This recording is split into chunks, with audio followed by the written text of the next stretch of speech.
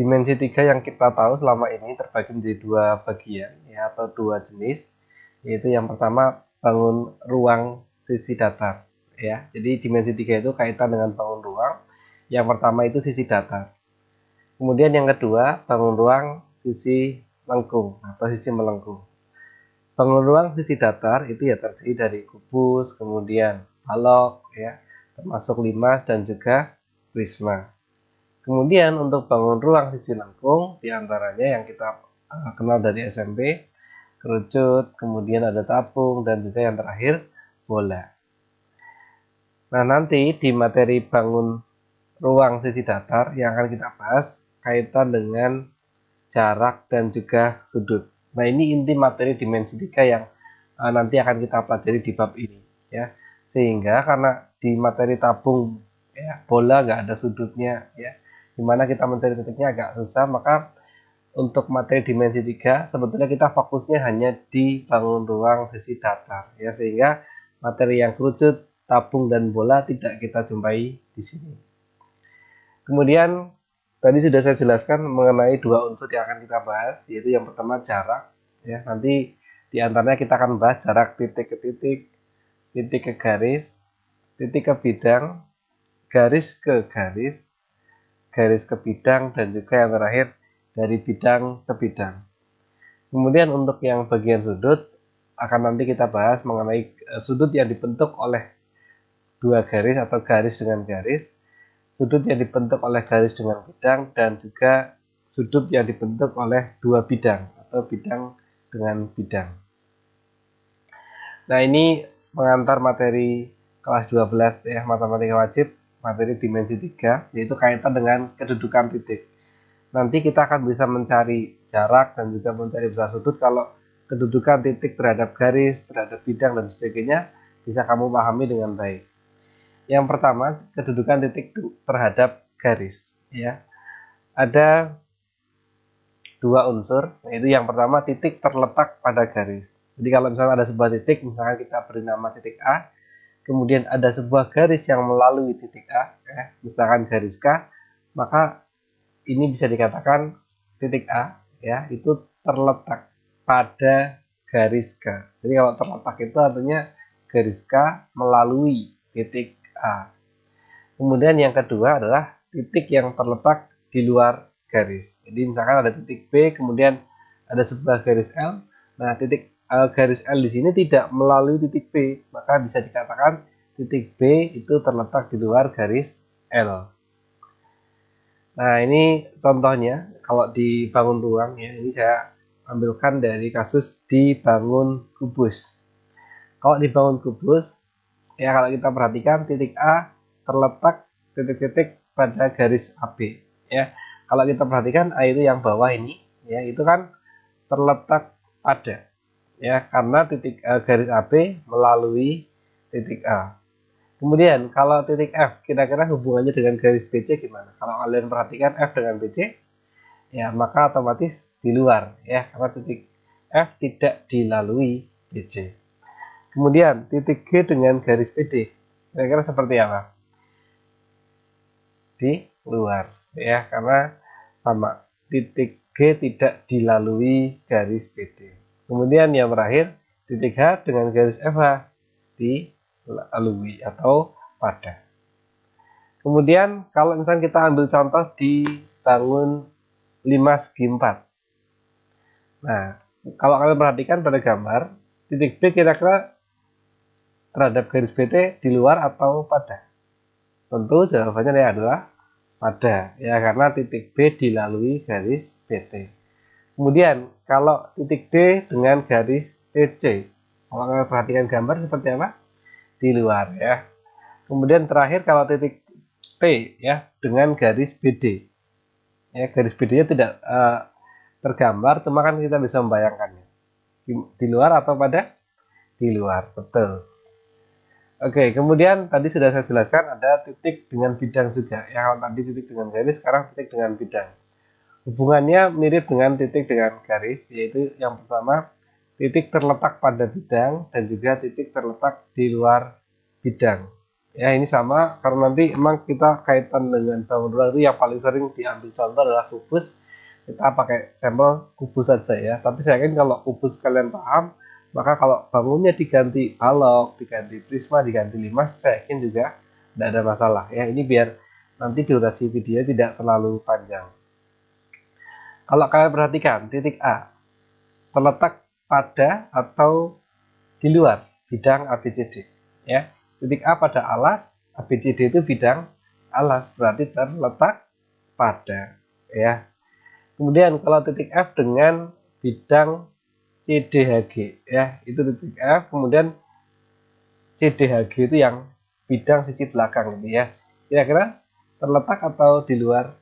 Di luar. Kemudian kalau titik D dengan BDHF, ya ini seperti ini, D dengan BDHF pada, betul. Kemudian kalau titik H terhadap ACGE, ya ACGE yang seperti diagonal, titik H berarti di luar. Oke. Selanjutnya adalah kedudukan garis terhadap garis. Ada 3 jenis kedudukan garis terhadap garis. Yang pertama adalah sejajar.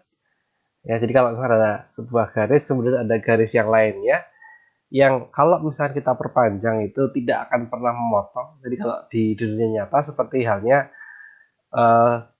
batang besi pada rel itu ya, kan sejajar terus sepanjang apapun relnya, kedua batang sisi kanan dan kiri tidak akan pernah bertemu. Kemudian yang selanjutnya adalah berpotongan. Jadi kalau ada sebuah garis, kemudian ada garis yang lain yang memotong, ya memotong itu berarti nanti akan kita peroleh titik potong. Nah, berarti itu ciri dua garis yang berpotongan. Kemudian, nah kalau di dimensi 2 atau di bangun datar itu hanya dua ya, sejajar atau berpotongan. Cuma kalau di bangun ruang itu ada satu tambahan lagi yaitu bersilangan. Bersilangan itu ya otomatis tidak sejajar dan juga tidak berpotongan. Oke, nanti kita akan lihat ya. Jadi pada bangun ini kalau sejajar ya contohnya AB dengan CD itu sejajar. Kemudian berpotongan ya, BC sama CG itu berpotongan. Ya, berpotongan di titik C. Kemudian bersilangan misalkan GH dengan AD. Itu kan motong ya, enggak sejajar juga tidak. Nah, itu ciri dua garis yang bersilangan. Misalkan kita sekarang menanyakan garis AB dengan BC, ya kira-kira berpotongan atau tidak? Atau sejajar? Berpotongan, betul. Kemudian kalau AD sama GF kira-kira gimana? AD berarti yang ke belakang itu, GF yang di atas. Berarti sejajar, betul. Itu karena kalau diperpanjang pun AD sama GF tidak akan pernah berpotongan. Kemudian kalau AB sama GF, AB yang bawah itu ya mendatar, kemudian FG atau GF itu yang ke belakang di atas. Otomatis ini yang ciri bersilangan ya, karena motong juga enggak, sejajar juga tidak. Kemudian garis BD sama AC. BD sama AC ya, BD itu berarti diagonal, AC juga diagonal. Itu akan motong ya, akan berpotongan. Kemudian yang terakhir AC sama DH. Kira-kira gimana? AC sama DH. Motong enggak? Enggak. Sejajar? Enggak juga. Berarti otomatis bersilangan. Gitu ya. Oke, itu hanya unsur-unsur yang saya yakin nggak begitu bermasalah. Selanjutnya kedudukan garis terhadap bidang. Ya, ada dua unsur yaitu terletak pada bidang. Oh, tiga unsur ya, sejajar dan yang terakhir memotong atau menembus.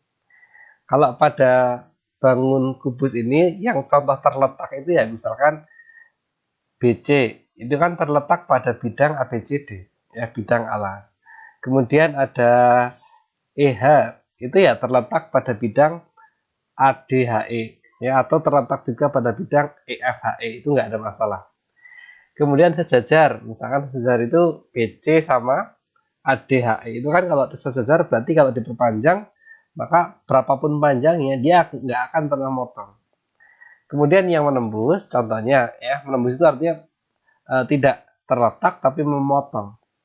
Misalkan CG sama bidang EFGH itu kan menembus ya, kalau diperluas atau memotong sama saja, itu istilahnya saja ya, boleh pakai memotong, boleh pakai menembus. Oke, sekarang kita akan belajar untuk kasus-kasus yang lain. Misalkan yang pertama AB sama ABCD, kira-kira yang mana? Tentu yang terletak pada, ya, karena garis AB terletak pada bidang ABCD. Kemudian kalau BC dengan CDHG, ya, BC itu yang bawah, CDHG ya berarti yang belakang. Kira-kira berarti menembus betul atau memotong, sama saja. Kemudian BC dengan EFGH. BC itu di posisi alas, EFGH sebagai tutup. Kira-kira kalau diperluas atau diperpanjang, memotong atau tidak? Tidak. Ya, berarti ini yang sejajar. Kemudian yang keempat, AC sama BDHF. Ya, AC itu yang diagonal, BDHF itu yang diagonal bidang tapi berlawanan arah. Ya, berarti ini yang memotong. Oke ya, nggak ada masalah. Lanjut kita ke kedudukan bidang dengan bidang. Ada sejajar, ya, dua bidang yang sejajar dan dua bidang yang berpotongan. Oke, kita sambil contoh sampel lagi yang kubus. Saya yakin kalau kalian konsep di materi bangun kubus bisa, ya, maka kalau di bangun lain juga saya yakin bisa. Misalkan ya sejajar itu ya, misalkan kanan dengan kiri, ya, misalkan BCGF dengan ADHE itu kan kanan dengan kiri. Itu pun kalau kalian perluas bidangnya tidak akan pernah motong. Kemudian ini ada pertanyaan ABFE dengan ABCD. ABCD berarti itu bidang alas, kemudian ABFE itu bidang yang depannya. Jadi ini alas, kemudian sama yang depan. Kira-kira motong nggak kalau dua bidang ini bertemu? Ya, tentu berpotongan ya di garis AB. Berarti ABCD dengan ABFE berpotongan. Kemudian ABCD dengan EFGH. ABCD berarti yang bawah tadi, EFGH berarti yang atas ini ya. Nah, itu kira-kira apakah kalau kita perluas akan berpotongan? Tentu tidak ya, sehingga ini sejajar. Kemudian untuk bidang BDG dengan bidang ABCD, berarti BDG itu yang seperti ini ya, segitiga, kemudian ABCD yang bawah sebagai alas. Kira-kira berpotongan atau tidak? Tentu berpotongan ya. Oke ya, seperti itu untuk materi pengantar di materi dimensi 3 kelas 12 matematika wajib. Dan nanti di pertemuan selanjutnya kita sudah mulai masuk ke materi menghitung jarak. Oke, sekian, sampai jumpa.